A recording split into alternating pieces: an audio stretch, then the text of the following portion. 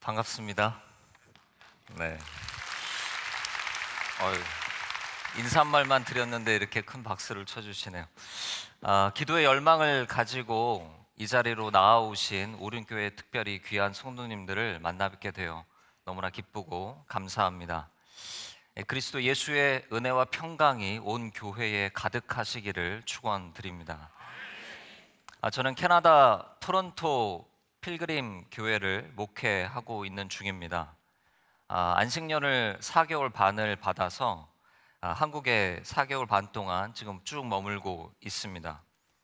제가 캐나다로 떠난 지 20년 만에 이제 이 긴 기간 동안 한국에 나와서 머물게 되었습니다. 20년 동안 제가 뭐 한 2주 정도씩 한 3-4번 정도 한국을 방문하였습니다만 이렇게 긴 기간 동안 한국에 머물 수 있음이 참 큰 기쁨입니다. 저의 삶에 주어진 이 귀한 때를 보내는 저의 마음은 감사와 기쁨으로 가득 차 있는 것 같습니다. 제가 장남인데요. 너무 오랫동안 이 부모님 떠나 있었던 것이 늘 너무나 죄송하고 마음이 어려웠었는데 양가 부모님들과 얼굴을 맞대고 시간을 보내고 있는 지금이 참 좋습니다. 또 제가 안식년 기간에 저희 모교인 장신대 대학원에서 영성 관련 과목 하나를 강의할 수 있는 기회가 주어졌습니다.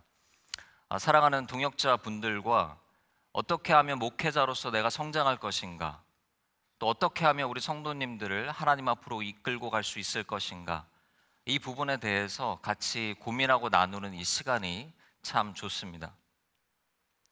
또 제가 오늘 오륜교회에 이 성도님들을 만나게 된 것이 참 신비합니다. 제가 안식년 나올 때는 전혀 계획에 없었던 일인데요. 지금 제가 여기에 있네요. 하나님께서 보내셨으니 필요가 있는 자에게, 또 들으려는 자에게, 하나님을 갈망하는 자에게 말씀하시리라 믿습니다. 오늘 저는 이런 이야기를 좀 하려고 합니다. 우리의 이 지긋지긋한 불완전함과 연약함에 대해서, 그리고 그로 인해서 우리가 느끼는 이 고통스러운 감정인 수치심에 대한 이야기를 좀 나누어 보려고 합니다. 제가 아들이 둘 있습니다. 둘 다 대학을 갔는데요. 안 그래 보이시죠? 네, 둘 다 대학을 갔는데요. 둘째 아들을 제가 생각할 때마다 늘 이렇게 미소 짓게 되는 그런 경험이 하나가 있습니다. 한 4살, 만 4살 정도 때로 제가 기억을 합니다. 이 아이가 이 샤워실에서 샤워를 마치고 빨개 벗고 뛰어나오는 것입니다. 그리고 거울을 보더니 악 하고 소리를 지르는 겁니다. I'm so cute. 나 너무 귀여워 이러면서 자기 얼굴을 보면서 이렇게 소리를 지르는 겁니다. 한 번만 해야 되는데 한동안 계속 이런 행태를 지속적으로 보이는 것입니다. 그래서 이 자뻑 상태에 있는 저의 아들을 바라보는 아주 즐거운 괴로움이 있었습니다. 근데 생각해보면 생각할수록 근거를 알 수가 없는 자기 수용입니다. 엄청난 자기 수용을 가지고 있었던 것 같아요. 성도님도 어떠십니까? 자기 자신이 마음에 드십니까? 또 있네요 여기에. 그러니까 나를 바라볼 때에 거참 괜찮다, 이런 생각이 수시로 좀 드시나, 이런 시선으로 자신을 좀 바라보실 수 있으신가요? 나는 참 보배롭고 존귀한 자다 라는 그러한 마음이, 자기 인식이, 그러한 고백이 일어나시나요? 지금 화면에 제 얼굴과 몸이 잘 보이실 텐데요. 잘 보십시오. 어디를 고쳐야 될 것 같으십니까? 마음으로만 얘기하십시오. 예. 어디를 고쳐야 될 것 같으신가요? 감사합니다. 근데 요즘 제 아내가 당신은 눈썹이 반만 있다 이러면서 좀 부족하다 이렇게 농을 합니다. 당신은 어디를 고치고 싶으십니까? 이 시대의 많은 사람들이 자신의 몸을 있는 그대로 수용하고 사랑하기를 참 어려워합니다. 그런데 이 고치고 싶은 부분이 비단 몸만이겠습니까?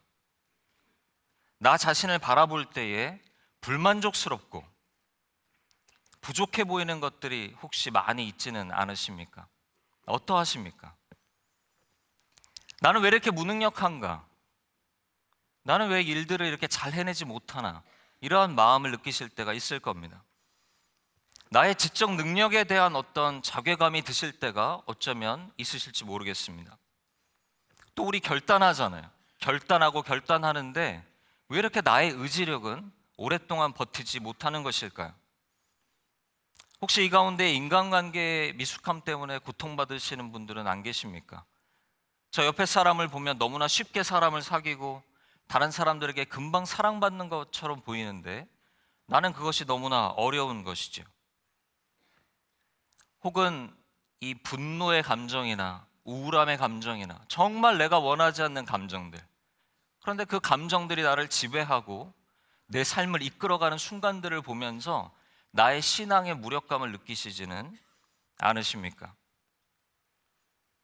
혹시 이 가운데에 자신의 과거를 드러낼 수 없는 분들이 계시지는 않습니까? 누구에게도 말하고 싶지 않은 가정의 환경들, 왜 나는 이런 부모를 만났을까? 나는 왜 이러한 삶을 살아야만 했을까? 혹시 그러한 아픔을 갖고 계시는 분들은 계시지 않습니까? 혹은 예전에 얼마 전까지는 갖고 있었던 것 같은데 지금 없어져 버린 것 때문에 힘드시지는 않으십니까? 이처럼 자기 자신을 있는 그대로 이 받아들이기를 어려워하는 것을 자기 거절이라고 부릅니다. 저희 4살 때 저희 아들의 모습과 반대임을 생각하시면 되겠어요. Self rejection, 자기를 거절하는 마음이라고 부릅니다. 그리고 이 자기 거절은 수치심이라는 감정과 긴밀하게 연관되어져 있습니다. 우리의 삶을 생각해 볼 때요, 우리의 과거와 현재에 걸쳐져서 우리는 자기의 거절 또는 수치의 수많은 이유들을 가지고 있습니다. 제가 오늘 한 클래스에서 종이와 펜을 나눠드리고 자기의 그 수치의 이야기들을 한번 적어보라, 나 자신에 대해서 마음에 들지 않는 부분들을 한번 적어보십시오, 이렇게 제가 했습니다. 처음에 표정은 다 이래요.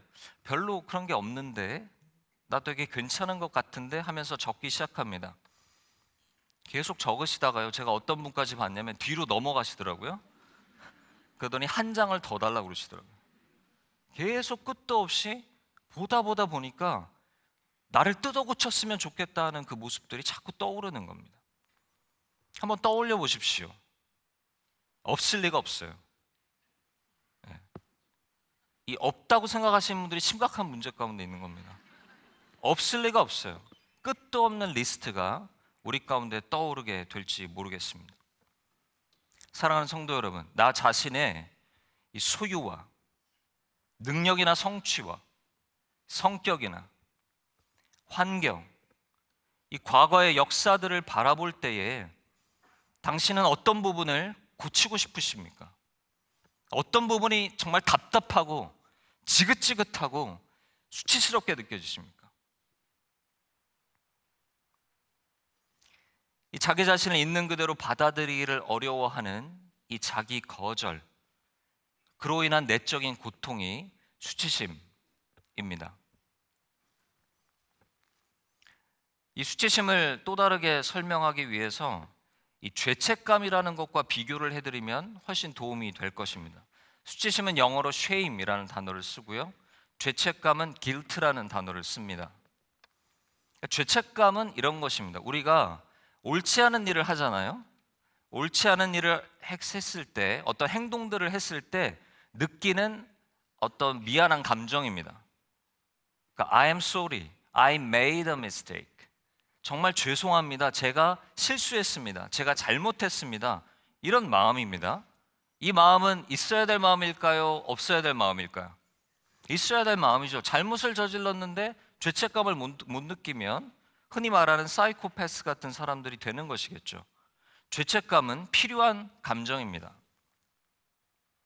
그래서 행동에 대해서, 자기가 한 행동에 대해서 미안하다고 느끼는 것이 죄책감인데요, 수치는 이와 조금 다릅니다. 수치는 행동에 대한 게 아니에요. 수치는 존재 자체에 대한 감정을 갖는 것입니다. I am sorry. I am a mistake. 너무 죄송합니다. 제 자체가 실수입니다. 제 존재가 문제입니다. 이러한 마음을 갖는 거예요. 그러니까 자기의 존재에 대해서 기본적으로 깔려있는 이 부정적인 생각과 감정이 수치심이라는 것입니다. 이 수치에 대해서만 계속 강의를 하고 다니시는 이 브레네 브라운이라는 분이 이렇게 수치심을 정의했습니다. 수치심은 나에게 결점이 있기 때문에 사랑받거나 어딘가에 속할 가치가 없다고 믿는 지독히 고통스러운 경험이고 감정이다. 이렇게 정의합니다. 나에게 문제가 있어서 사랑을 받을 수가 없다. 나는 근본적으로 결함이 있다. 어딘가에 속할 만한 가치가 없는 존재다. 이러한 감정이 계속 든다는 거예요. 이 얼마나 힘든 감정입니까? 자기 존재가 심각한 문제가 있어서 사랑받을 수 없다는 느낌이 계속 든다는 거예요. 살아가면서 끝도 없이 반복적으로. 이것이 얼마나 고통스럽겠어요. 어떠합니까? 좀 잘못했으면 어떻게 하면 될까요? 다시 잘하면 되고, 자기가 실수를 했으면 고치면 되고, 다른 사람과 내가 그냥 다를 뿐인 것인데, 잘 못했을 때, 실수했을 때, 남과 다름을 볼 때 너무 우울해지고 내가 무가치하게 느껴지고 고통스럽다면 그 이면에는 이 수치심이라는 것이 숨어 있는 것입니다. 또 이 수치심을 경험하는 분들에게는 이 내면으로부터 계속 소리가 들려져 온다, 이렇게 말할 수 있습니다. 어떤 소리냐면요, Never good enough. 너는 결코 충분히 좋은 존재는 아니야. 부족해. 더 필요해, 뭔가가. 너는 그냥 존재 자체로 완전하지가 않아. 고쳐야 해. 이러한 메시지가 끝도 없이 들려온다는 거예요, 마음으로. 그러니까 아무리 노력을 해도 enough하다는, 충분하다는 마음이 잘 안 드는 겁니다. 더 고쳐야 될 것 같아요. 이 구멍을 메워야 될 것 같아요. 이 결함을 고쳐야만 내가 진정 회복되고 사랑을 받을 수 있을 것 같은 거예요. 수많은 완벽주의자들의 추구와도 연결되어져 있을 수 있습니다. 나는 충분히 좋지 않아. 아직 부족해. 이러한 소리들이 나의 내면에서 내가 못 알아차리든 알아차리든 계속 들려져 온다고 느끼신다면 그분은 수치심의 고통이 무엇인지, 그 쓴맛이 무엇인지를 어느 정도 알고 계신 분이실 겁니다. 우리 모두는 이 쉐임으로, 수치심으로 고통받고 있습니다. 이 수치심에서 자유로운 사람이 있을까요, 없을까요? 너무 진지하게 지금 깊이 빠져드신 것 같아요. 네, 수치심으로 고통받지 않는 자유로운 사람이 있을까요? 없습니다. 불가능한 일입니다. 우리가 의식하고 있든 또는 언어화되었든 그렇지 못한, 그러니까 의식화되고 언어화되지 못했을 뿐이지 계속 우리 안에 일어나고 있는 감정이 수치심일 겁니다. 이것은 인간의 굉장히 본질적인 뿌리 깊은 고통인 것입니다. 나는 나의 약함이 정말 싫다. 나의 불완전함이 정말 싫다. 나는 내가 이런 나여서 정말 싫다. 수치스럽다. 고통스럽다. 이러한 우리의 실제의 내면의 고백들이 우리 가운데 분명히 있습니다. 사랑하는 성도님들, 잘 살고 계십니까?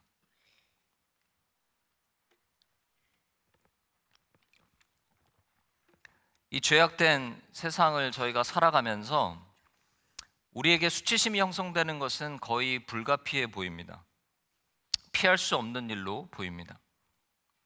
수치심이 우리가 자라가면서 계속 형성된다 말할 수 있겠습니다. 이렇게 제가 정의할 수 있겠어요?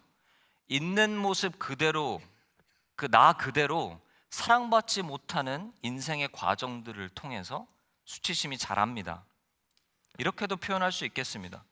존재 자체로서가 아니라 어떤 소유나 행위를 기초로 해서 사랑받는 과정, 그 과정들을 통해서 수치심이 자랍니다. 여기 계신 분들은 있는 그대로 사랑받으며 살아오고 계십니까? 그러십니까? 확신컨대 거의 그럴 리가 없습니다. 네. 이 세상의 방식, 이 죄의 방식은 사람을 존재 자체로 사랑하지 않습니다. 사진에 아마 떠 있을 것 같은데요. 태어날 때는 그래도요, 저희가 있는 그대로 존재 자체로 사랑을 받는 것 같아요. 저 이미지가 보여주는데 이렇게 손으로 아이를 딱 받치고 있죠. 그 아이 존재 자체로 이렇게 딱 신비롭죠, 아름답죠. 그렇게 우리가 대할 수 있겠습니다. 하지만 꼭 그런 것만은 아닙니다. 여기 계신 많은 분들 중에도 연세가 있으신 분들도 계시는데요. 옛날 얼마 전까지만 해도 그냥 여자아이로 태어났다는 이유로 환영받지 못했던 시대를 살고 계신 분들이 여기 계실 것입니다. 만약 장애가 있었다든지 어떤 이런저런 이유로 태어나면서부터도 환대를 받지 못하는 사람도 상당수가 있습니다.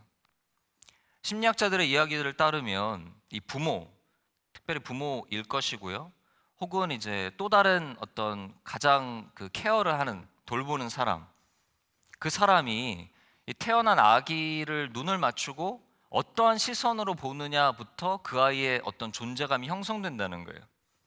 근데 그 아이가 태어나는 그 순간부터 환대받지 못한다면, 사랑받는 눈으로 바라보지 못했을 때 어떻게 되겠습니까? 제가 만나본 많은 분들 가운데에는 출생의 때부터 사랑받는 시선을 받지 못해서 이 수치심이 그냥 기본으로 깔려 있으면서 평생을 사시는 그런 고통받는 분들을 많이 봅니다. 자, 아이가 자랍니다. 그럼 이제 무엇이 시작될까요? 부모의 조건적 사랑이 시작됩니다. 잘하면 칭찬합니다. 못하면 혼냅니다. 혼내야죠, 그죠? 훈육은 필요합니다. 아이가 잘 크기 위해서 훈육을 해야 되는데요. 그리고 우리가 무조건 잘했다고만 하면 적절한 죄책감이 생기지 않을 것이기 때문입니다. 훈육을 해야 됩니다. 그런데 문제는 무엇이냐면, 아이의 잘못된 행위를 바로잡으려고 가르치면서 그것만 가르쳐야 되는데 존재 자체를 상하게 한다는 것이 문제입니다. 이런 거예요. 이런 일을 네가 했구나. 이런 건 정말 잘못된 행동이다. 이것은 고쳐야 하는 행동이다. 하지만 나는 여전히 너를 너무나 사랑한다. 너는 내 아들이고 내 딸이다. 이게 좋은 메시지예요. 근데 저희 부모들이 어떠합니까? 너가 이런 일을 하다니, 이거밖에 못하다니, 너는 존재에 문제가 있는 것 같다. 넌 좀 나쁘다. 너 심각한 문제가 있는 아이 같다. 이런 메시지를 우리가 나도 모르게 던지는 것입니다. 그러면서 아이들에게 수치심을 형성시키는 일조하는 것이 부모인 거예요. 아이들에게 부모는 신적인 존재와 같습니다. 하나님과 같은 존재라는 거예요, 어릴 때는 특별히. 근데 그 부모가 그런 메시지를 던질 때, 그것을 받을 때 이 아이들 안에서 수치심이 자랍니다. 저희가 많이 하는 거짓말이 있습니다. 너를 사랑해서 그러는 거야. 네. 인류 최대의 거짓말이라고 생각하시면 됩니다. 네. 꼭 사랑해서 하는 것이 아닐 수 있습니다. 저희의 시선으로, 그러니까 저희의 사랑할 수 없는 시선으로, 그런데 교묘하게 아이들을 계속 노엽게 하고 아이들을 상하게 하는 그러한 부모로 살 때가 얼마나 많이 있는지요. 아이가 자라가면서, 아이가 성취할 때, 어떤 것을 증명해낼 때 저희의 사랑이 점점점 조건적이 됩니다. 제가 아이들을 키울 때 가장 크리스찬으로서 하지 말아야 될 말이 무엇인가 생각할 때 이런 말인 것 같아요. 하나님이 너를 어떻게 보시겠니? 네. 절대로 해서는 안 되는 이야기인데 많이 하셨죠, 이미 끝났습니다. 네네. 하나님이 하셔야 돼요, 이제. 네. 그러니까 신앙의 이름으로요, 수치심을 전파하는 겁니다. 하나님이 어떻게 보실까요? 어떻게 보시겠뇨? 하나님 사랑하시죠. 우리를 긍휼히 여기시죠. 그 존재 자체로 귀하게 여기시죠. 근데 부모가 자기의 그 삐뚤어진 시선을 하나님의 이름으로 그 존재에게 던지는 것입니다. 그래서 하나님 앞에서도 어쩌면 수치심을 느끼게 하는, 하나님도 나를 별로 마음에 들어 하시지 않을지 모르겠다. 이러한 감정을 계속 불러일으키는 말일 수 있겠죠. 그래도요, 이 부모님의 사랑은 세상에서 가장 조건이 없는 사랑입니다. 그죠? 근데 우리가 학교에 가고 사회 속에서 살아가기 시작하면 이 무조건적 사랑을 경험하기는 거의 불가능해지기 시작합니다. 더더욱 소유한 것과 행위를 따라서 판단을 받게 됩니다. 네 번째 이 보이는 그림이 혹시 무엇인지 아실 수 있을까요? 노란 알갱이들 같은 게 이렇게 모여져서 올라가고 있죠. 이미 지나간다 봅니다. 기억을 떠올려 보십시오. 꽃들에게 희망을이라는 혹시 동화책 아시나요? 그 애벌레들이 나비가 되는 그 동화인데요. 그 동화에 나오는 사파입니다. 그러니까 저 노란색 알갱이들이 애벌레들입니다. 근데 애벌레들이 어디론가 향하여 구름 위로 막 올라가는 거예요. 막 짓밟고 끌어내리고 막 상처받고 남을 상처 주면서 애벌레들이 막 올라가요. 거기 이야기의 대사를 보면 어디로 가는지 알고 있니? 옆에 물어보면 아무도 몰라요. 그냥 가는 거예요. 모두가 가고 있기 때문에. 이 사파는 이 경쟁과 비교를 기초로 한 우리가 살아가는 삶의 모습을 단면으로 보여주는 그러한 사파입니다. 제가 학교 생활을 시작하고 사회 생활을 하게 되면요, 이 경쟁과 비교를 기초로 한 삶이 본격화되기 시작합니다.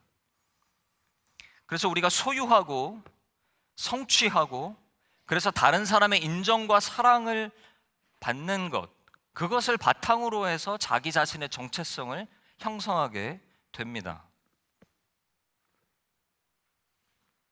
제가 초등학교 6학년 때 기억이 나는데요, 제가 담임 선생님께 굉장히 큰 사랑을 받았습니다. 제가 반장이었고 특별히 담임 선생님께서 주임이셨어요. 그 6학년에. 그래서 제가 이렇게 기억이 납니다. 지금도 학교 생활의 한 20% 정도는 이 주임 선생님이 각 그 담임 선생님들께 전달하는 어떤 노티스를 이렇게 전달하는 역할을 제가 했던 것 같아요. 그래서 이렇게 여는 문, 미닫이 문 같은 걸 드르륵 열고 친구들이 보는 앞에서 이렇게 쭉 가서 다른 반 선생님께 뭔가를 전해드리는 이런 되게 뿌듯해했던, 스스로를 자랑스러워했던 기억이 납니다.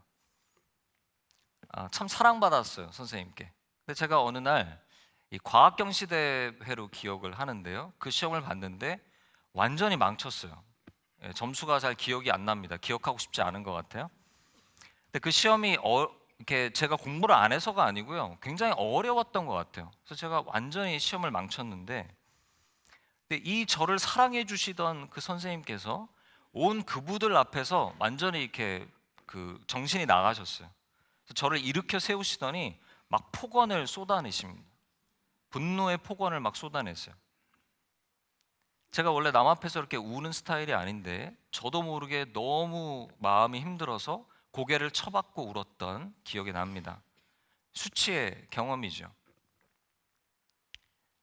제가 나중에 성인이 돼서 기도하다가 이 기억이 떠올랐어요. 그리고 제가 깨달았어요. 그때 제가 세상의 진리를 깨달았다는 것에 대해서.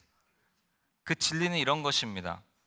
내가 받았던 사랑은 조건이 있었구나. 단 한 번만 실수해도 이 사랑과 인정을 잃어버릴 수도 있겠구나. 제가 어릴 때 그것을 깨달은 것 같아요. 제가 어떻게 했을까요? 그 이후로요, 더 완벽하게 준비하고 공부했습니다. 실수하면 잃어버릴 수 있기 때문에, 하나의 실수도 용납할 수 없기 때문에. 그래서 끊임없이 점검하고 노력하는 학창 시절을 보냈던 것 같아요. 제가 공부했던 이유는 어떤 하나님이 주신 기쁨 가운데 한 것이 아닙니다. 저는 사랑을 잃어버릴까 봐 두려워서 공부했던 것 같아요. 저의 삶의 동력이 두려움이었던 것입니다. 사랑하는 성도 여러분, 당신의 수치의 스토리는 무엇입니까?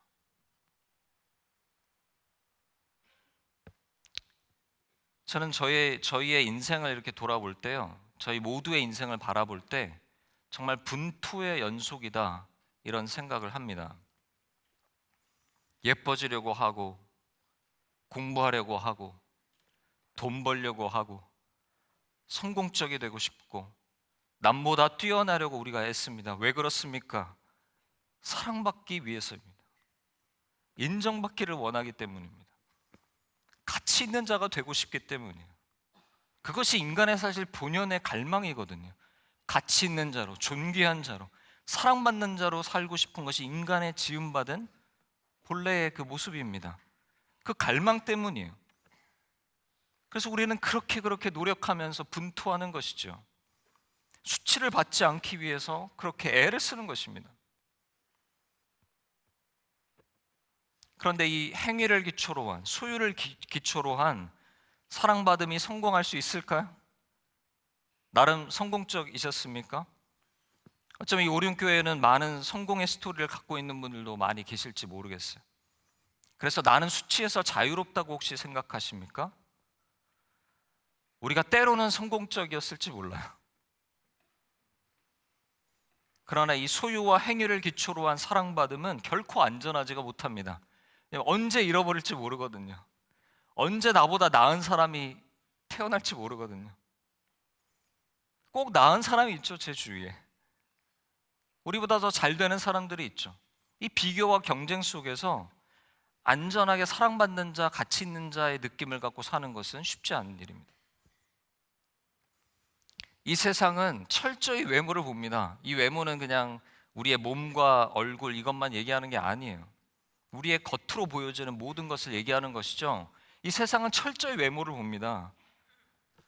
저희가 이 세상을 살아가면서 정말 사랑받을 만한 자격이 있다는 걸 갖추는 것, 이 존재의 가치를 증명해내야 한다는 것, 이것은 정말 두렵고 버거운 일입니다. 우리는 이 사랑받는 자가 되기 위해서 정말 분투하는, 몸부림치는 그러한 고통의 여정을 걸어왔을 수 있습니다. 사랑하는 성도 여러분, 우리를 사랑하시는 우리의 하나님은 우리를 어떻게 바라보고 계실까요?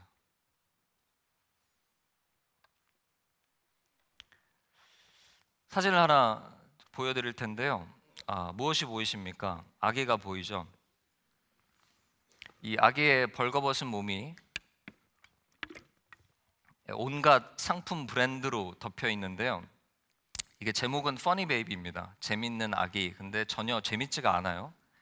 굉장히 무섭고 무시무시한 그림일 수 있습니다. 사실 이 사진은 이 소비주의 문화, 우리가 살고 있는 이 시대를 소비주의 문화라고 보통 많이 얘기합니다. 이 소비주의 문화에 숨겨진 어떤 메시지를 풍자적으로 보여주는 이미지입니다. 이런 메시지가 숨어 있어요. 너가 소비하고 너가 소유한 것이 너 자신이다. 너가 소비하고 너가 소유한 것이 너의 정체성이다. 이러한 메시지를 들려주고 있는 것입니다. 무엇을 입고 들었는가? 무슨 차를 타는가? 어디에 사는가? 어느 학교에 다녔는가? 어떤 직장에 다녔는가? 얼마나 돈이 있는가? 어떤 교회에 다니고 있는가? 무엇이 되었든 그것이 자신이라고 느껴지는 거예요. 그러한 것들이 아니면 자신의 가치를 설명하기가 어려운 것입니다. 제가 예전에 어떤 교회에 있을 때요, 이 청년부 모임이 끝나고 쫙 이렇게 어딘가 이동하는 장면이었어요. 차 2대가 와서 쓰더라고요. 한 대가 벤츠였고 한 대가 그냥 일반적인 차였습니다. 자매들이 갈등하다가요, 벤츠로 가더라고요. 일단 물론 다른 스토리가 있었을 수도 있어요. 친한 애여서 갔을 수도 있지만 이 장면이 그냥 단면적으로 보여주는 것입니다. 어떤 차를 타고 어디에 있었냐, 스펙이라고 저희가 하죠. 그것을 보고 사랑이 이동합니다. 그것이 이 시대이죠. 제가 어느 교회 그 세교 환영식 때 이런 소개를 들었습니다. 어떤 분이 나오셔서요, 저는 어느 대학과 동대학원을 나온 누구누구입니다. 이렇게 소개하시더라고요. 꽤 좋은 대학이었습니다. 모두들 깜짝 놀랐어요. 왜냐면 교회에서 일반적으로 그렇게 세련되지 않게 소개를 하진 않거든요. 또 배운 게 있는데 그렇게 직설적으로 얘기하지 않는데 그렇게 말씀하시더라고요. 다들 그냥 웃고 말았지만, 그리고 세련되지 못한 형태로 그분이 말씀하셨던 것 같지만 잘 생각해 보면 매우 정직한 말이었을 수 있습니다. 우리 모두는 자신이 갖고 있는 것, 내가 해낸 것, 다른 사람의 인정을 얼마나 많이 받고 있느냐, 그것으로 자신을 정의합니다. 그리고 자신을 그렇게 소개합니다. 다른 자신을 알지 못합니다. 이 소비주의 시대를 살아가는 우리에게 현대 광고는 끊임없이 말하고 있어요. 가져라, 이것을 가져라. 그러면 너는 가치 있는 자가 될 것이다. 너가 이것을 갖게 되면 사람들이 너를 사랑하게 될 것이다. 끊임없이 이러한 메시지를 던집니다. 그래서 구매하게 만듭니다. 아예 요즘은 이 광고가 이렇게 노골적으로 합니다. 그 제품에 대해서 아예 설명하지 않아요. 이것을 가지게 됐을 때 어떤 느낌을 받을 수 있느냐만 계속 집중적으로 광고에서 던지고 있는 것입니다. 그리고 이러한 광고를 하루에도 수백 편씩, 수천 편씩 저희가 보고 있어요. 무의식적인 상태에서. 우리가 물건을 사고 소비할 때요, 실제 필요해서 꼭 사는 게 아닙니다. 요즘에는 뭘 사는 겁니까? 가치 있다는 느낌을 사는 것입니다. 정체성을 사실 구입하는 것이에요. 필요한 것은 맞네요. 정서적이고 영적인 필요를 물건을 구매하면서 얻는 것입니다. 이 느낌을 갖기 위해서 어쩌면 우리는 더 미친 듯이 돈을 버는 건지도 모르겠습니다. 제가 어떤 한국에 계시는 그 초등학교 1학년의 아이를 보내는 엄마의 이야기를 들은 적이 있어요. 아이 입학식을 이제 보내야 되는데요, 아이 가방을 무엇을 사줘야 될지를 가지고 고민하는 것입니다. 이상하죠? 그냥 가방 사주면 되는데 가방을 고민해요. 이야기를 들어봤더니 모두가 매는 가방이 있답니다. 제가 꽤 10년 전쯤에 들은 것 같은데요, 그때 한 20만 원짜리라고 제가 들었습니다. 매지 않으면 안 되는 가방이 있대요. 네.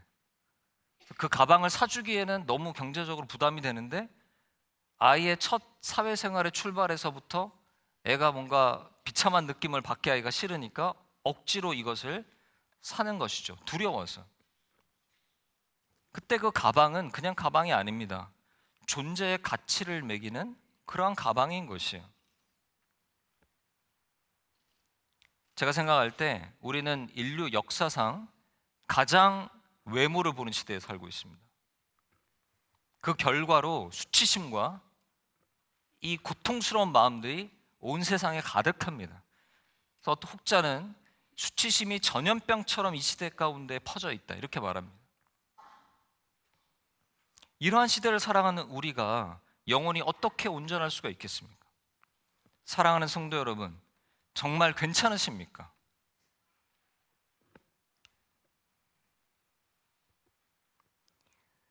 이 수치심의 고통 가운데 사는 것이 참 힘든데요, 이 수치심은 더 심각한 이유는 영적인 문제를 일으키기 때문입니다. 이렇게 표현할 수 있겠습니다. 영성 성장을 방해하는 큰 걸림돌이 된다, 이렇게 말할 수 있겠습니다.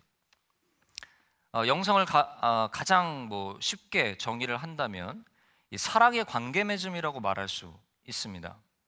영적으로 성장했다는 건 사랑을 잘한다, 이런 의미일 수 있어요.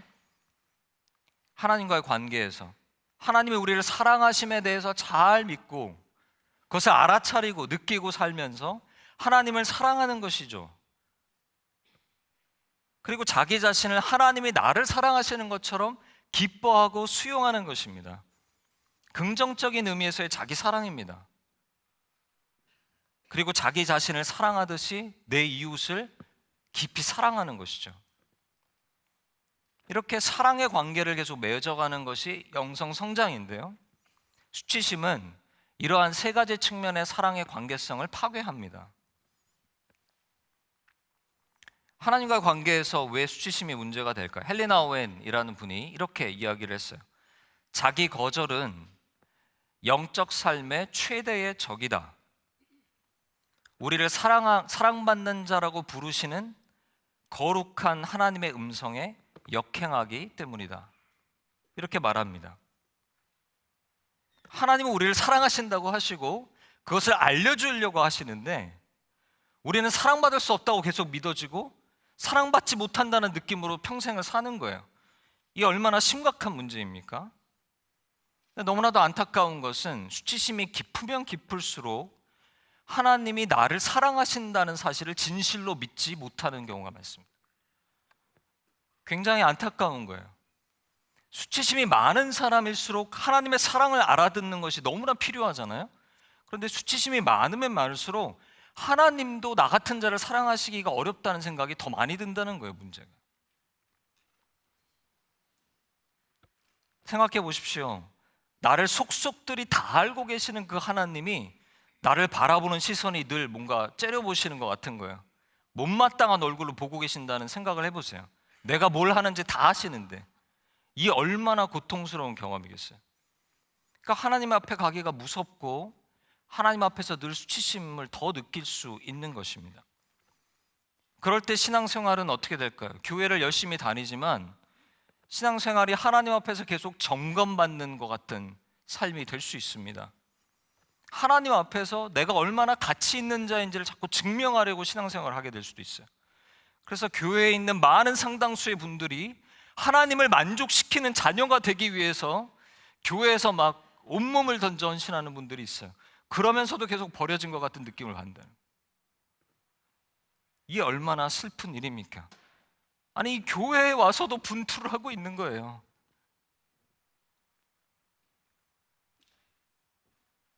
수치심으로 고통받고 상한 자들에게 우리 하나님 아버지의 사랑이 필요한데, 그 사랑이 유일한 소망인데 오히려 하나님의 사랑을 더 듣기 힘들어하는 비극이 일어나고 있는 것입니다.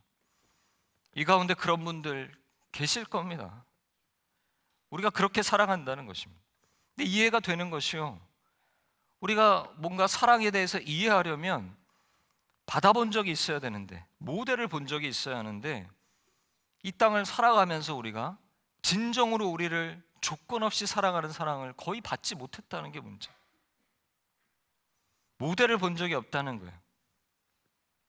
본 적이 없고 이해할 수 없으니 십자가의 사랑 아무리 들어도 그 크신 사랑이 어떤 의미인지를 이해하지 못하고 경험하지 못합니다. 그것이 우리일 때가 많은 것입니다. 제가 고3 때 이제 제가 가려고 하는 길을 열심히 준비하고 있을 때였는데요. 갑자기 하나님의 부르심을 받게 되면서 제가 이과에서 문과로 갑자기 2달 전에 바꾸고 신학교를 바로 가게 되었습니다. 그리고 그 이후에 3년 정도가 저에게 아마 제 인생의 가장 어두운 시간이었다고 생각이 됩니다. 폐수술을 하였는데 후유증으로 한 3년간 계속 많이 힘들었고 가정에 큰 변화가 있었고요. 심지어는 제 소명에 대해서 흔들리고 의심되는 시간들을 보냈습니다. 제가 너무 힘들어하면서 이렇게 울면서 기도하면서 하나님께 나아가는 중에 알아차린 게 하나 있습니다. 제가 이렇게 힘들어하는 고통의 근본 가운데에 사람들의 인정과 사랑이 사라져버린 현실 때문이라는 것을 제가 알아차리게 됐어요. 소명이고 다른 게 중요한 게 아니고 제가 잃어버린 사람들의 인정과 사랑이 저를 힘들게 하고 있다는 것을 깨닫게 됐어요. 고등학교 때까지 공부를 열심히 하고 잘 해내고 사람들이 인정해주고 사랑해주고 존중해주고 부모님이 저를 자랑스러워하시고 또 부모님이 다른 분들 앞에서 아들을 자랑하시는 모습들을 흐뭇하게 지켜보고 이러면서 저는 그것들이 제 삶에 얼마나 큰 의미인지를 모르고 있었던 것 같아요. 그러다 신학교를 가고 상실을 경험하게 되는 거예요. 제가 아무것도 아닌 존재가 되는 느낌을 받기 시작한 것이죠. 그러니까 제가 알게 된 거예요. 제가 얼마나 목말라 한다는 것에 대해서. 제가 고등학교 때는 막 겸손하려고 노력했어요. 막 칭찬받으면 아닙니다. 주님께 영광을 그 겸손이라고 생각했어요. 근데 그것이 사라지니까 죽을 것 같은 거예요. 그 사랑과 인정이 너무나 나에게 필요하다는 것을 자꾸 느끼는 거예요. 근데 하나님께서 저에게 충격적인 말씀을 하시는데요. 이렇게 말씀하시는 거예요. 아들아, 나의 말씀이 너에게는 양식이 되지 못하는구나. 제가 신학교를 다니고 있었다니까요. 나의 말씀이 너에게 양식이 되지 못하는구나. 제가 직면하게 된 것이 하나님의 말씀이, 하나님의 이 크신 사랑이 내 영혼을 일으켜 세우는 양식이 되지 않고 있음을 제가 직면하고 깨닫습니다. 저의 일용할 양식은 사람들의 인정과 사랑이었던 것이, 하나님의 말씀이 내 앞에 있고 하나님께서 나를 사랑하신다는 음성이 들려와도 그것이 나에게 어떤 영향을 주고 있지 못하다는 충격적인 진실이었던 것이죠. 저의 신앙의 현 주소를 대면하게 되었던 것입니다. 사랑하는 성도 여러분, 하나님께서 나를 사랑하신다는 그 진리의 말씀을 알고 계십니까? 믿으십니까? 그런데 왜 우리는 우리의 상실과 실패 앞에서 그렇게 힘들어하는 것입니까? 왜 그렇게 우리는 두려워하고 흔들리는 것입니까? 왜 우리는 그렇게 나 자신이 수치스럽고 무가치하게 느껴지는 것입니까? 어쩌면 우리는 하나님이 우리를 사랑하신다는 이 단순한 한마디, 성경이 66권이 전체가 외치고 있는 이 하나님의 음성이 전혀 믿어지지 않고 경험되지 않고 있는 것인지도 모릅니다. 이 얼마나 아이러니입니까? 그리스도인이 사랑을 모르고 사는 것입니다. 이게 얼마나 비참한 현실입니까? 제가 그랬던 거예요. 사랑하는 성도 여러분, 성도님의 일용할 양식은 무엇입니까?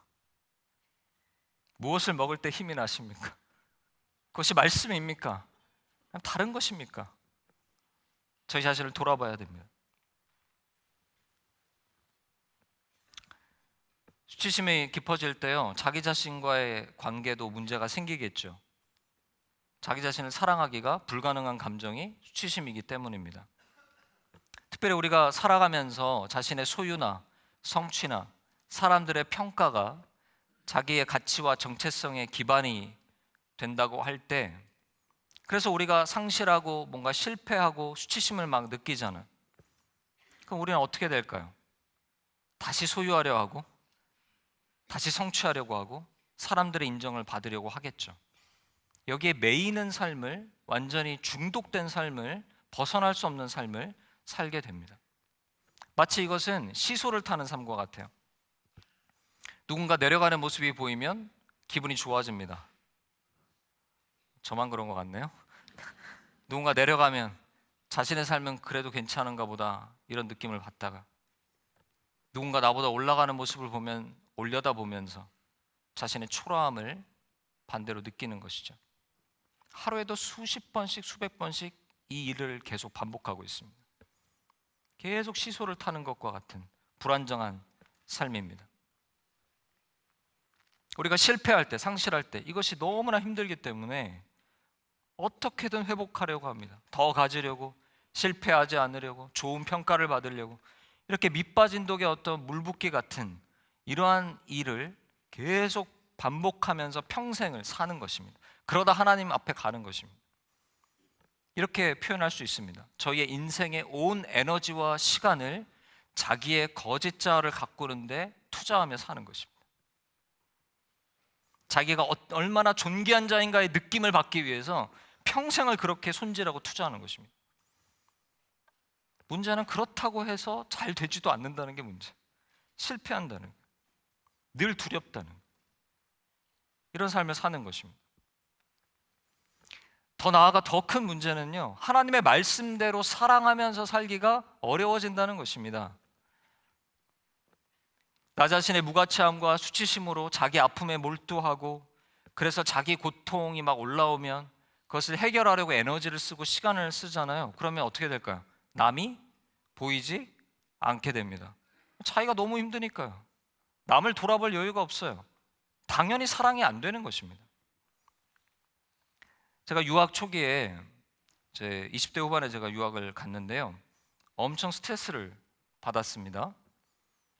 이 완벽주의자인 저는 완벽하지 않은 영어는 하는 것이 용납이 안 됐어요. 그래서 한마디도 하지 않았습니다. 네. 공부를 하면서 계속 바보가 되는 듯한 느낌을 받고, 뭔가 이렇게 부족해 보이는, 느낌을 피하기 위해서 더 잘 해내려고 스트레스를 받으며 공부했던 것 같습니다. 그렇게 하루를 보내고 공부하고 스트레스를 받고 집에 오면 막 힘드니까 예민해지겠죠. 또 아무것도 돌아볼 힘이 없는 것입니다. 그러니까 자기만의 시간을 가지고 뭐 영화 보고 시간을 막 보내는 것입니다. 근데 문제는 그때가 제 큰아들이 6개월 때였다는 게 문제입니다.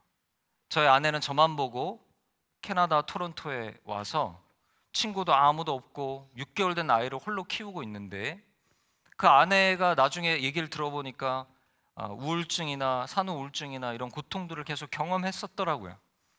근데 저는 잘 알아차리지 못했어요. 제가 너무 힘들어가지고. 너무 이렇게 경멸의 눈으로 쳐다보지 마시기를 바랍니다. 20대 때 그랬다는 얘기입니다. 왜 그랬을까요? 이 공부를 통해서 자기 하나님, 이 사람들의 인정과 사랑을 받는 게 너무 중요하니까, 이것에서 실패하지 않는 게 너무나 중요하니까 그냥 자기 몰두와 자기 중심적 상태가 자꾸 되는 것입니다. 내가 힘드니까 사랑하는 아내나 아들이 잘 보이지 않는 것입니다. 귀찮은 존재가 되는 것입니다. 이 죄라고 하는 것이 꼭 악한 의도를 갖고 있으면 저지르는 것이 아닙니다. 죄는 무능력할 때 짓게 됩니다. 이겨낼 능력이 없으면 죄를 저지르게 돼요. 하나의 경험이 또 떠오릅니다. 제가 이전 교회에 있을 때 이렇게 오해받는 경험 할 때 있으시죠? 목회자들도 가끔 오해를 받을 때가 있습니다. 네, 어떤 경우는 저희가 실수하고 부족한 것이 있어서 오해를 받기도 하지만, 그때 그 경우는 정말 이해하기 어려운 그러한 오해를 받은 적이 있어요. 막 연락이 오고 입에 담을 수 없는 이야기들을 저한테 막 하시고, 너무 충격을 제가 받았어요. 어떻게든 이제 풀어내고 나서 저 마음이 너무 힘든 거예요. 마음에 여러 생각들이 계속 일어나는 것입니다. 어떻게 나한테 이럴 수 있단 말인가? 어떻게 이런 오해를 할 수 있단 말인가? 그 오해받은 감정에 대해서 막 추스리고 계속 그 생각이 떠오르고 뭐 하지 못했던 말이 떠오르고, 이런 이제 상태에서 제가 시간을 보내는 것입니다. 어느 날도 제가 예배 중에 그런 마음이 끊이지 않는 가운데에 예배를 드리고 있었는데요, 저쪽 먼발치에 어떤 한 분을 보게 됐어요. 교회에도 많이 알려져 있는, 많이 힘들어하고 있는 어떤 한 분이었습니다. 하나님께서 저에게 이렇게 말씀하시는 것 같은 거예요. 너가 너 자신의 고통으로 그렇게 몰두하고 있을 때 나의 사랑하는 자녀는 죽어가고 있다. 그렇게 말씀하시는 것 같았어요. 어떠합니까? 나 자신의 몰두에 있으면 사랑이 불가능해집니다. 자신의 아픔이나 자신의 무가치함이나 자신의 수치심, 거기에 이렇게 매여 있으면요, 평생을 자기 몰두 가운데 살게 됩니다. 내 상처받은 거, 내가 힘든 거, 그것에 계속 몰두해서 살게 됩니다. 타인은 어떤 존재가 될까요? 나의 존재감을 그냥 높여주는 어떤 도구가 됩니다. 사랑의 대상이 되지 못합니다. 사랑이라는 것이 이 땅을 살면서 도무지 하지 못하고 평생을 사는 것입니다. 그러다가 죽게 되는 것입니다. 하나님은 우리가 이 땅을 살면서 그렇게 살기를 원하지 않으십니다.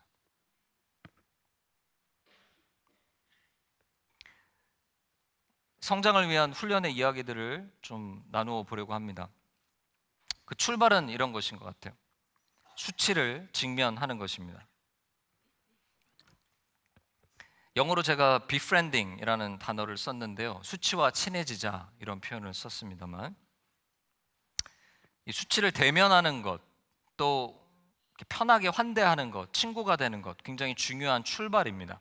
근데 보통 저희가 수치심이 올라오면 어떻게 할까요? 수치심은 고통스러운 감정이잖아요. 어떻게 할까요? 회피합니다. 도망합니다. 전문 용어로 numbing이라는 단어를 쓰는데요, 이제 무감각하게 한다. 여러 방법을 취합니다. 가장 심각한 형태가 중독이겠죠. 알코올 중독, 성 중독, 여러 중독들이 거기에 완전히 몰입함으로써 자신의 수치심을 아예 지워버리려고 하는 겁니다. 느끼지 않으려고 하는 것이겠죠. 많은 경우는 그냥 좀 더 세련된 형태로 이 무감각하게 만듭니다. 어떤 분들은 엔터테인먼트, 그러니까 이렇게 즐거운 어떤 일들을 자꾸 찾아가면서 자기의 수치심을 감추려고 할 수 있겠습니다. 드라마를 너무 사랑하신다면 질문해 보셔야 됩니다. 또 바쁜 삶, 바쁜 사역도 될 수 있습니다. 끊임없이 일하고 바쁘게 움직일 때 자신의 이 깊이 숨겨져 있는 수치심을 가리기 위한 시도일 수 있습니다. 또는 많은 분들은요, 수치심이 일어날 때 화를 내는 분들이 있습니다. 특히 남자들이 그런 형태로 많이 합니다. 이렇게 우울해지거나 수치심을 직면하고 마음 아파하기보다 화로 표현됩니다. 나를 건드렸단 말이야, 이렇게 되는 거죠. 나는 그런 존재가 아니란 말이야. 화를 내는데 사실은 그런 존재라고 믿기 때문에 화가 나는 것이죠. 상처받았기 때문에. 그래서 막 다른 이를 비난하고 분노하면서 이 수치심을 가리우기도 합니다. 또 저희가 많이 하는 방법이 하나 있습니다. 뒷담화라는 건데요. 어떤 분은 뒷담화를 수치심의 진통제라고 이야기합니다. 타일레놀입니다. 남을 씹어주면 기분이 좋아지잖아요. 아, 너무너무 안타까워. 저희가 교회에서 많이 하는 말 있죠? 너무너무 안타깝다. 회복됐으면 좋을 텐데. 이러면서 은근히 다른 사람을 끌어내리고 자기의 존재를 이렇게 높이는 것입니다. 그러한 형태로 수치심을 덜어내기도 합니다. 우리가 상실과 고통 안에 있을 때요, 수치심이 막 올라올 때 기도해야 되는데 사실 기도하기가 더 힘들어지는 경우가 많습니다. 많은 성도님들의 이야기를 들어보면 자기가 상태가 좋으면 기도를 더 열심히 잘합니다. 기도하는 자리에 막 나아가요. 왜냐면 하나님 앞에서도 내가 볼 때도 괜찮아 보일 때 기도가 더 쉽다는 얘기예요. 근데 오히려 자기가 너무나 비참할 때, 실패감에 가득할 때 기도의 자리에서까지 자신의 비참함을 들여다보는 것을 힘들어하면서 기도를 멈추게 될 때가 많이 있습니다. 우리 언제 대면하게 될까요? 이 수치를 언제 우리는 직면하게 될까요? 피할 수가 없을 때, 누가 봐도 실패일 때, 도저히 무감각하게 하기가 불가능할 때, 완전히 무너졌을 때, 우리가 천부여 의지 없어서 이 찬양 부르게 될 때, 그 순간이 올 때야 비로소 자신의 수치심에 직접 대면합니다. 그리고 하나님 만나곤 하는 것이죠. 그런데 우리가 그렇게 큰일이 다가오고 수치스러운 그 엄청난 일을 경험하기 전에도 우리의 날마다의 삶에서 사실은 이 수치심은 늘 우리를 괴롭히고 있어요. 사실은 하루에도 수십 번씩 수백 번씩 올라갔다 내려갔다 하고 계실 겁니다. 기회는 널려 있어요. 어떻게 해야 될까요? 그 기회 가운데 도망하지 않고 기도의 자리로 나아가는 것이 출발입니다. 기도의 자리로 나아가는 것을 저는 고독의 자리로 나아가는 것이다, 이렇게 표현할 수 있겠습니다. 이 고독의 자리, solitude라는 영어 단어를 씁니다만, 이 고독의 자리는 어떤 자리일까요? 피조물인 우리가 창조주 하나님 앞에 서는 것입니다. 우리가 하나님 앞에 온전히 설 때 상상해 보십시오. 하나님 앞에 우리가 딱 섰을 때 우리의 소유나 우리의 성취가 무슨 의미가 있을까요? 하나님 앞에 증명하려고 하고 뭔가 자랑할 만한 게 우리가 있을까요? 우리를 정말 다 알고 계시는 그 하나님 앞에 우리가 그대로 나아갔을 때 뭘로 우리를 증명할 수 있을까요? 우리는 아마도 가난하고 벌거벗고 이 불완전한 우리의 있는 모습이 그대로 드러나는 자리가 고독의 자리일 것입니다. 제가 고독의 자리 하나님 앞에 나아가서 하나님 전 목사 왔습니다 이러겠습니까? 제가 목사인 게 무슨 의미가 있겠습니까? 하나님 앞에 갈 때 우리는 아무것도 없는 자로 가는 것이죠. 그리고 그럴 때 우리가 깨닫는 거예요. 우리가 이 딛고 서 있는 것들, 우리가 우리 자신을 포장하고 있는 것들, 우리가 가리워놓은 것들이 얼마나 허상인지를 우리는 깨닫게 되는 것입니다. 또 고독의 자리에 우리가 나아가면요, 이 세상을 살면서 아까 쭉 이야기했던 우리의 상하고 상한 우리의 환부가 하나님 앞에 보여지는 것입니다. 그리고 우리가 살아보려고, 소유하려고, 성취하려고, 인정받아보려고 그렇게 분투하고 갈망했던 그 우리의 안타까운 모습들, 그 허망한 분투를 하나님이 보고 계심을 알게 될 것입니다. 고독의 자리는 우리의 실체가 드러나는 자리입니다. 우리 어떻게 해야 됩니까? 우리의 실체를 직면하고 우리 아버지 앞에 우리의 있는 모습 그대로를 보여드리는 수밖에 더 있겠습니까? 우리가 무엇으로 가리울 수가 있겠습니까? 우리 있는 모습 그대로를 주님 앞에 보여드리는 것입니다. 그런데 그 고독의 자리가 그냥 우리가 우리의 비참함 가운데 우리의 모습을 보여드리기만 하는 자리가 아니라 하나님의 사랑의 음성이, 하나님의 사랑의 임재가 우리를 덮게 되는 자리가 되는 줄로 믿습니다. 제가 많은 기도자분들을 만날 때요, 자기의 약하고 수치스러운 모습을 기도해 보시라 말씀드릴 때마다 그것을 가져가지 못하시는 안타까운 분들을 만나게 돼요. 왜 그런가 들여다보니까 그 하나님의 사랑을 만날 것이라는 확신을 하기가 어려우시기 때문에. 그런 경험 없으세요? 비참한 상태에서 주님께 매어 달리고 기도하는데 홀로 있는 것 같은 느낌, 하나님이 아무것도 말씀하시지 않는 것 같은 시간, 그래서 기도하는데 더 외로운 것처럼 느껴지는 때를 때로는 우리가 보내기 때문입니다. 그래서 어떨 때는 기도하기를 어려워합니다. 근데 우리가 좀 무섭지만 용기를 내서 이 고독의 자리로 우리가 한 걸음씩 나아갈 때 하나님의 사랑하시는 음성을 반드시 듣게 됩니다. 왜일까요? 그것이 하나님께서 우리에게 가장 하고 싶으신 말씀이시기 때문입니다. 이 땅에 내려오셔서 십자가를 지시고 우리 가운데 온몸으로 외치셨던 그분의 음성이 우리를 사랑한다, 그 한마디이기 때문입니다. 우리 그리스도인인 우리가 이 음성을 못 듣고 산다는 것은 그것보다 비참한 일은 없는 것입니다. 이 사랑의 집을 드나들면서 그분의 사랑의 음성을 듣지 못한다는 것처럼 가슴 아픈 일은 없는 것이죠. 우리가 두려워하지 말고 하나님 앞으로 이 연약함과 수치를 가지고 나아가십시오. 하나님의 사랑하신다는 그 놀라운 음성을 들으십시오. 반드시 그렇게 됩니다. 이렇게 질문하실 수 있습니다. 있는 그대로 사랑받는다고 자꾸 말씀하시는데 그러면 죄의 어떤 심각함을 너무 축소하는 것 아니겠습니까? 정말 나 같은 일을 한 사람이, 나 같은 자도 사랑받을 수 있겠습니까? 제 연약함을 고치고 뭔가 자격을 좀 갖춰야 되는 것 아니겠습니까? 이렇게 말씀하실 수도 있겠습니다. 하나님의 말씀을 들으십시오. 로마서 5장 6절에서 8절 말씀입니다. 우리가 아직 연약할 때에 기약대로 그리스도께서 경건하지 않은 자를 위하여 죽으셨도다. 우리가 아직 죄인 되었을 때에 그리스도께서 우리를 위하여 죽으심으로 하나님께서 우리에 대한 자기의 사랑을 확증하셨느니라. 아멘. 우리가 아직 연약할 때에,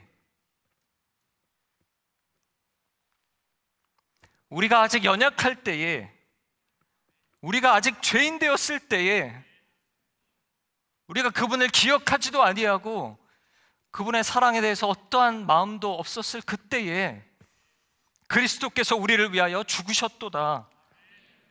그 십자가의 사랑이 하나님께서 우리를 얼마나 깊게 사랑하시는지를 확증하신 사건입니다. 그것이 메시지입니다. 이 말은요, 죄를 제가 무시하는 것이 아닙니다. 우리가 죄가 심각하죠. 우리의 연약함이 크죠. 우리가 여전히 죄를 짓고 살아가죠. 자기 중심적이죠. 그러나 우리의 그러한 더러운 죄가, 우리의 그러한 연약함이 우리를 향하여 달려오시는 그 하나님의 사랑을 막을 수 없다는 이야기를 드리는 것입니다. 그 우리의 연약함을 덮으시는 하나님의 사랑을 막을 것이 아무것도 없다는 것입니다. 우리가 해야 될 일은 막지 않고 받는 것입니다. 그 놀라우신 사랑을 체험하며 사는 것입니다. 그것이 우리를 변화시키고 우리를 성장케 합니다. 우리가 조건을 갖춰서 사랑받는 것이 아닙니다. 사랑을 받아야 우리가 자격이 있는 자처럼 변해가는 것입니다. 그것이 복음입니다. 사랑하는 성도 여러분, 우리는 약하지만 사랑받습니다. 고쳐야 사랑받는 것이 아닙니다. 우린 약하지만 사랑받습니다. 하나님 말씀합니다. 너희의 정체성은 소유나 행위나 다른 사람의 인정에 기초하고 있는 것이 아니다. 너희의 정체성은 소유나 성취나 다른 사람의 인정을 통해서 주어지는 것이 아니다. 너는 내 것이다. 너는 보배롭고 존귀한 자다. 너는 나의 사랑받는 자다. 주님께서 말씀하십니다. 우리의 진정한 정체성은 하나님 안에 있습니다. 나의 소유나 행위가 아니라 하나님과의 관계 안에 존재하는 거예요. 헬레나는 이렇게 표현합니다. 하나님 안에서 발견되는 나다. 중요한 표현이 소유가 아니고 관계입니다. 하나님 안에서 나를 바라볼 때 내가 누구인지를 알게 되는 것이에요. 진정한 나는 오직 하나님 안에서만 발견될 수 있는 것입니다. 우리가 훈련해야 됩니다. 우리가 정말 훈련해야 될 첫 번째는요, 목자의 음성을 듣는 훈련입니다. 요한복음 10장에서 예수님은 스스로를 목자로 비유하셨잖아요. 잘 알고 계시죠? 제가 말씀을 띄우지 않았습니다만 어떻게 하십니까? 목자가 양 한 마리 한 마리의 이름을 불러 인도하시죠. 그럼 양은 그 음성을 듣고 쫓아갑니다. 거기에 어떤 자의 음성이 나오죠? 타인의 음성이 나옵니다. 성경은 그것을 절도요, 강도다. 무슨 의미입니까? 다른 이의 음성, 목자가 아닌 다른 이의 음성을 계속 들으면 수탈을 당한다는 거예요. 상하게 된다는 거예요. 듣지 말라는 것입니다. 이런 음성이에요. 너는 소유해야 한다. 제대로 해내고 증명해야 한다. 사람들의 인정을 받아야 한다. 그래야 가치 있는 자다. 넌 그래야 사랑받을 수 있는 자가 되는 것이다. 세상의 음성입니다. 이 음성은 우리를 상하게 합니다. 우리의 존귀함을 빼앗고 훼손시킵니다. 듣지 않아야 합니다. 타인의 음성을 분별해서 듣지 않고 주님의 음성을 듣는 것이 첫 번째 훈련이에요. 제가 공부를 통한 그 사람들의 인정과 사랑에 막 목말라 하다가요, 그 가난함을 깨닫고 하나님의 사랑을 체험하였습니다. 그 3년의 어두움을 지나고 제가 깊이 하나님 만나고 사랑을 체험하고 괜찮아진 줄 알았어요. 제가 유학을 하면서요, 석사 과정 중에 교수님과의 문제가 논문을 쓰면서 생기면서 박사 과정에 진학에 좀 어려움을 겪게 됩니다. 교수님은 1년 안식년을 떠나버리셨어요. 그래서 제가 40일 동안 기도를 하러 들어가게 됩니다. 실패한 저 자신이 너무 비참하게 느껴지는 것입니다. 어떤 바보스럽게 보이고 어떤 실수들이 떠오르면서 괴로웠어요. 원망스러웠어요. 너무 수치스러웠어요. 뭐 이런 환청이 들리는 것 같았어요. 준범이가 이것도 못했대. 뭐 이런 환청이 들리는 듯한 느낌을 받았어요. 저의 기도는 어떠했을까요? 당연히 하나님 길을 열어주십시오. 회복시켜 주십시오. 박사과정으로 길로 나아가게 해주십시오. 이렇게 제가 기도하였던 것 같습니다. 그런데 제가 기도하다가요, 이런 마음이 드는 것입니다. 사람들의 인정과 사랑에 묶여있는 제 자신을 계속 보는 것이 너무 지긋지긋한 것입니다. 나는 언제까지 이렇게 사람들이 나를 인정해주고 칭찬해주면 기분이 좋아졌다가 막 가치 있는 자인 것처럼 느꼈다가 내가 뭔가 실패하고 좀 못했을 때 사람들이 나를 인정해주지 않는 것 같으면 수치스러워하는 이 패턴을 도대체 언제까지 반복해야 되는 것인가? 나는 언제까지 세상이 주는 양식을 먹고 살아야 하는 것인가? 이 자신의 모습 자체가 지긋지긋한 것입니다. 정말 싫은 것이에요. 그러면서 새로운 갈망이 제 안에 일어남을 느꼈어요. 하나님, 제가 자유로워지게 해주십시오. 당신의 사랑 위에 서게 해주십시오. 그런 기도로 바뀌어지는 것입니다. 오랜 기도 끝에요, 주님의 사랑이 채워지고 평화가 경험되어지면서 제가 본래 가려던 이 PhD 얘기를 내려놓고 어쩌면 사람들에게는 덜 인정받지만 제 소명을 따르는 길을 발견하고 선택하게 됩니다. 우리는 세상의 음성이 아닌 목자의 음성을 따라야 합니다. 그런데 제가 우리가 세상의 음성을 거부하고요, 목자의 음성을 듣는 것이 쉬울까요? 어려울까요? 어렵죠. 이쯤 왔는데도 아직 가면을 쓰고 계시면 제가 힘듭니다. 어렵죠. 이 세상의 음성이라는 것, 세상의 영향력은 엄청난 것입니다. 저는 이렇게 느껴져요. 그냥 자동으로 일어나잖아요. 내가 뭐 수치스러워하고 싶지 않다고 해서 안 수치스러워지는 게 아니죠. 비교를 안 하고 싶다고 안 되는 게 아니죠. 그냥 되잖아요, 비교가. 저는 온몸에 우리의 세포 안에 이 세상의 가치관이 물들어 있다고 생각됩니다.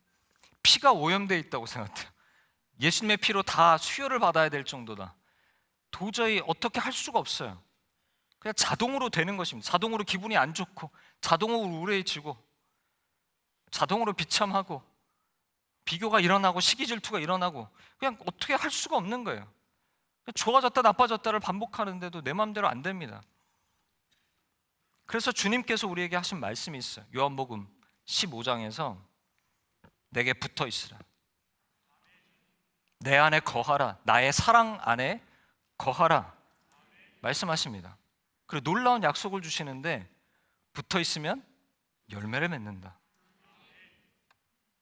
저는 이렇게 생각합니다. 저희의 매일의 기도가 다른 거 할 게 무엇이 있는가?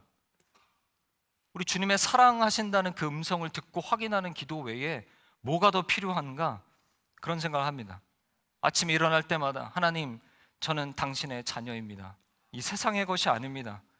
이 세상은 끊임없이 소유와 성취와 사람들의 인정으로 내가 살 수 있다고 말하지만 저는 하나님의 자녀이고 하나님의 사랑 때문에 삽니다. 하나님, 제가 오늘 하루를 살 때 자녀답게 해주십시오. 제발 하나님, 자녀답게 살게 해주십시오. 이 외에 어떤 기도가 있겠습니까? 그리고 이 기도는 열매를 맺습니다. 제가 진로를 변경했다고 말씀을 드렸는데요, 제가 완전히 자유해졌을까요? 아니면 수치심으로 또 분투하였을까요? 또 흔들리더라고요. 제가 같이 공부하는 분들하고 이렇게 교제를 하면 제가 가려고 했던 PhD 과정에 가 계신 분들이 있지 않겠습니까?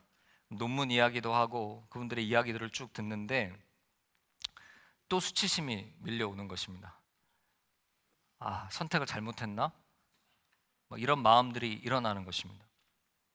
근데 더 비참한 것은 무엇이냐면요, 아직도 수치심의 굴레에서 벗어나지 못한 나를 보는 게 더 비참한 것입니다. 제가 선택을 잘했다는 걸 알고 있거든요. 근데 왜 나는 아직도 이러지? 분명히 기도하고 40일 기도하고 하나님의 응답 가운데 선택했는데 왜 나는 아직도 이러나? 왜 이 마음이 없어지질 않는 것일까? 이것이 너무 고통스러웠어요.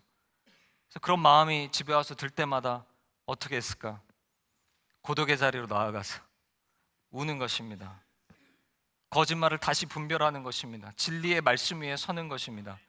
하나님의 사랑받는 자가 돼서 다시 그 자리를 일어나는 것이죠.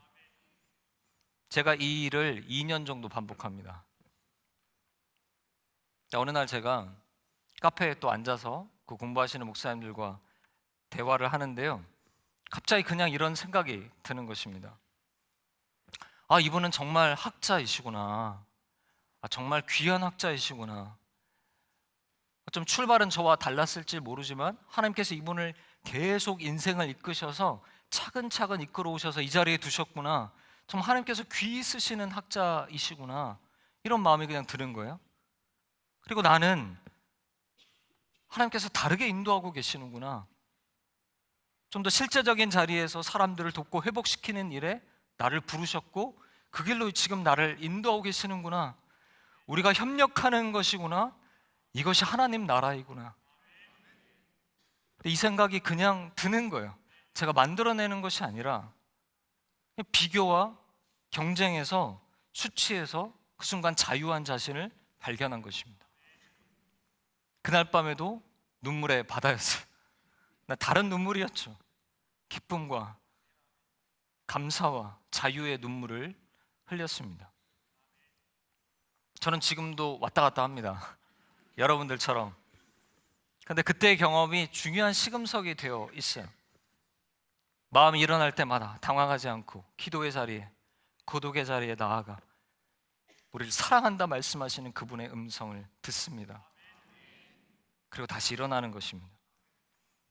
포도나무이신 주님께 끝없이 지속적으로 붙어 있으면, 사랑 안에 거하면 열매 맺습니다.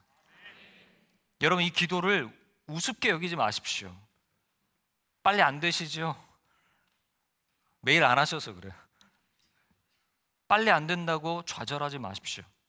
계속 주님 앞으로. 그 주님은 끝없이 우리를 기다리고 끝없이 말씀하실 테니까 그분 앞에 가서 이 말씀을 들으면 반드시 열매 맺습니다. 마지막으로 우리는 우리의 종말과 부활을 바라보며 살아야 합니다. 저는 종말에 대한 생각들을 합니다. 하나님 앞에 갔을 때, 고독의 자리도 그런 자리이지만 우리가 하나님 앞에 정말 섰을 때 우리가 그렇게 중요하게 여기고 없으면 죽을 것 같았던 그것들이 어떻게 될까? 제가 뭘 했는지, 어디서 목회했는지, 얼마나 많은 영향력을 미쳤는지, 그것이 하나님 앞에서 중요한 것이 될까 아닐까? 우리의 외모나 소유나 성취나 사람들이 칭찬하고 인정했던 것들이 하나님 앞에서도 동일한 가치를 정말 가질까? 그렇지 않을 것입니다. 우리가 여러 가지 말로 하나님 앞에 자신을 수식어를 붙여서 소개할지 몰라요. 저는 어느 대학과 동대학원을 나왔고 어디서 목회했고 어느 교회에서 사역을 이렇게 많이 했으며 우리가 늘어놓을 때 하나님이 당황하실지 몰라요. 넌 누구냐 도대체. 어쩌면 하나님은 하나도 기억하고 계시지 않을지도 모릅니다. 그런 것들. 우리가 하나님 앞에 갔을 때는 진실로 사랑했는지, 진실로 한 영혼들을 사랑했는지만 정금처럼 남아 있을 것입니다. 나머지 것들은 하나님 앞에서 다 불타 없어질 것들입니다.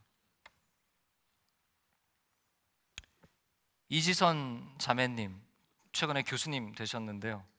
소식 들으셨죠? 같이 기뻐했을 것이라 생각이 됩니다. 모교인 이화여대 교수로 임용이 되셨다는 기쁜 소식을 들었죠. 간간히 이지선 교수님께서 이렇게 예능 프로그램에 나오신 적이 있습니다. 너무 거룩하셔가지고 네, 저는 이 힐링 캠프라는 예전 프로그램에 이지선 교수님이 나오셨던 기억이 납니다. 근데 이 힐링 캠프의 특성이 있었어요. 예전에 이경규 씨, 김재동 씨, 성유리 씨 이런 분들이 MC를 보셨는데 힐링 캠프라는 프로그램의 특성은 눈물 코드를 배치하는 것입니다. 누가 나오면 부모님의 편지를 읽어준다든지 어떻게든 눈물을 뽑아내려는 의도를 가끔 느낍니다. 또 그게 이제 눈물이 흘러야 힐링이 또 되기도 하겠죠. 그래서 그날도 이지선 씨에게 뭔가 눈물을 흘릴 걸 기대하는 듯한 여러 시도들을 제가 보게 됐어요. 옛날 질문도 하고 어려웠던 얘기도 들으려고 하고 노력을 막 하는 겁니다. 근데 놀라운 장면이 무엇이었냐면요, 이지선 씨가 울지 않습니다. 근데 울음을 참는 게 아니고요, 눈물이 그냥 안 나시는 단계에 이르신 것처럼 느껴졌어요. 마치 약속의 말씀처럼 더 이상 슬픔과 눈물이 없을 것이다. 그 천국의 삶을 이 땅에서 사시는 것처럼 그냥 눈물이 나지 않는 것을 봅니다. 재밌는 것은 세 사람이 앉아서 웁니다. 계속. 잘 보십시오. 이지선 씨는 담담하고요, 옆에 세 사람이 계속 울고 있어요. 그 신비 앞에서 놀라고 감동받는 것입니다. 사고를 당한 것이 아니라 만났다. 나는 사고 이전으로 돌아갈 수 있다고 해도 돌아갈 마음이 없다. 이러한 엄청난 이야기를 담담하게 합니다. 저는 이 시대를 살아가는 가장 위대한 그리스도인의 표상 중에 하나라고 생각합니다. 이분의 이야기를 이렇게 바라보면서요, 이런 성찰이 저에게 있습니다. 이지선 씨의 그 끔찍한 사고와 그녀의 그 이어졌던 삶이 하나의 종말과 부활의 이미지처럼 보입니다. 이런 거예요. 나중에 타버릴 것 같은 것들이 이미 이 땅에서 다 타버리는 것 같은 고통의 경험을 하신 거예요. 외모라는 말 안에 담겨 있는 것처럼 모든 것이 불타 없어진 것 같은 끔찍한 경험이죠. 그런데 놀랍게도 이분이 하나님 안에서 사랑받는 자라는 그 메시지 하나로 부활해서 이 땅에서 하나님의 나라를 하루하루 살아가고 계시는 거예요. 여러분, 그분에게 이화여대 교수직이 어떤 중요한 명예가 될까요? 나는 이화여대 교수가 됐어 이러면서 갑자기 막 자존감이 올라가셨을까요? 그렇지 않았을 것입니다. 이미 너무나 큰 고통 가운데 들어가셨던 분이에요. 우쭐해졌을까요? 이화여대 교수가 됐다고? 아닐 거예요. 아무 큰 의미가 없는 것일 거예요. 그러나 그 주어진 놀라운 선물을 날마다 기쁨으로 살아내는 여정을 보이시고 계시는 것이죠. 사랑하는 성도 여러분, 우리가 그렇게 놓을 수 없는 것들이 우리의 종말의 때가 다가오면 허상이라는 것이 밝혀질 것입니다. 아무것도 아니라는 것을 알게 될 것입니다. 우리가 그렇게 매여서 분투하고 에너지와 이 시간을 소비하고 고통받으면서 살아갔던 그 모든 것들이 아무것도 아니라는 것을 하나님이 보여주게 되실 것입니다. 그리고 우리가 얼마나 지혜롭게 살았는가를 종말의 때에 보게 될지 모릅니다. 사랑하는 성도 여러분, 우리가 이 땅에서부터 사랑받는 자로, 자유한 자로 살아가게 되시기를 축원드립니다. 말씀을 마무리하겠습니다. 바울 사도가 자신의 큰 병을 위해서 3번 죽게 간구했다는 말은 그냥 3번 기도했다, 이것이 아닌 것을 잘 알고 계실 겁니다. 40일의 기도를 3번 정도 작정하고 드렸다는 의미입니다. 그만큼 간절했다는 얘기죠. 또 그만큼 정당성이 있었다는 얘기입니다. 하나님, 이것만큼은 들어주셔야 하는 것이 맞다라고 믿었다는 것입니다. 그렇지 않겠습니까? 자신이 병을 치유하는 치유자인데 자기가 병이 안 낫는 거예요. 집회를 하다가 자기가 쓰러지는 거예요. 자기가 연약함을 보이는 거예요. 이 얼마나 말도 안 되는 모습입니까? 수치스러운 모습 아니겠습니까? 아마 그는 그리스도인에게, 특히 나 같은 치유사역자에게 연약함은 어울리지 않는다, 이렇게 생각했을지 모릅니다. 그런데 주님께서 뭐라고 말씀하십니까? 나의 은혜가 너에게 충분하다. 우리 그리스도인들은 우리에게 이 연약함, 실패, 고통은 어울리지 않는다, 우리 그렇게 생각하는 것 같습니다. 그리스도인인데 왜 연약함이 있는가? 하나님 믿는데 강해져야지, 성공적이 되어야지, 그래야지 영광을 돌리지, 혹시 그렇게 생각하시지는 않습니까?